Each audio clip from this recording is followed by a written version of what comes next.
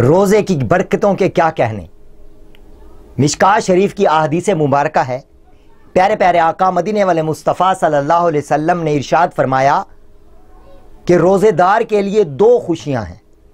ایک افطار کے وقت اور دوسری اپنے رب سے ملاقات کے وقت۔ تو اسی ضمن میں آئیے میں آپ کو موسیٰ علیہ السلام کا ایک واقعہ سناتا ہوں۔ درۃ الناصحین میں یہ واقعہ تحریر کیا گیا کہ ایک مرتبہ حضرت موسیٰ کلیم اللہ علیہ نبینا علیہ الصلوۃ والسلام نے رب کی بارگاہ میں عرض کی کہ یا اللہ عز و جل، جو شان اور مرتبہ تو نے مجھے عطا فرمایا کسی کو نہیں عطا فرمایا، وہ اس لیے کہ میں تجھ سے کلام کرتا ہوں۔ تو اللہ تبارک و تعالی نے ارشاد فرمایا کہ اے موسیٰ، تمہاری بات بھی درست ہے، لیکن آخر میں میرا محبوب آئے گا تو ان کے امتی جو ہوں گے وہ اس شان کے مالک ہوں گے، تجھ سے زیادہ میرے قریب ہوں گے، تو میرے اتنے زیادہ قریب نہیں، وہ جو ہوں گے میرے محبوب کے امتی تجھ سے زیادہ مجھ سے قریب ہوں گے۔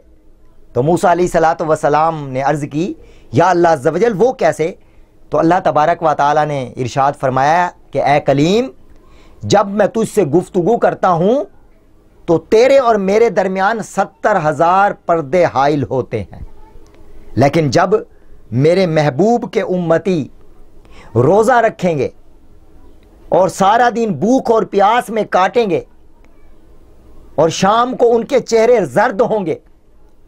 اور پھر افطاری کا وقت ہوگا،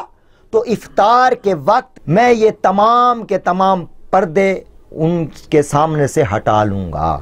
اللہ اکبر، اللہ اکبر۔ دیکھیں موسیٰ علیہ السلام کی شان بھی سبحان اللہ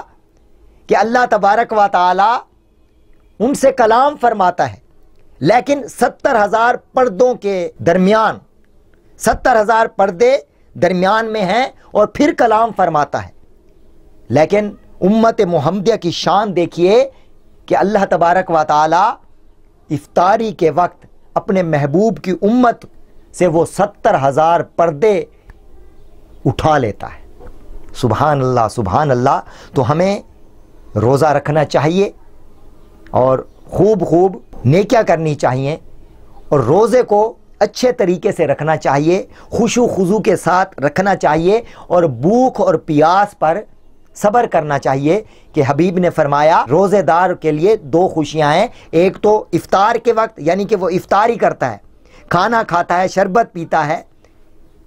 اور مختلف اللہ کی نعمتیں کھاتا ہے، تو ایک تو اس کو یہ خوشی ہوتی ہے، اور دوسرا جب وہ اپنے رب سے ملاقات کرے گا تو رب سے ملاقات کی خوشی بھی ہوگی۔ تو اللہ تبارک و تعالی ہمیں یہ دونوں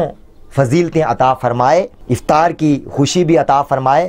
اور اپنے رب سے ملاقات کا لطف بھی عطا فرمائے۔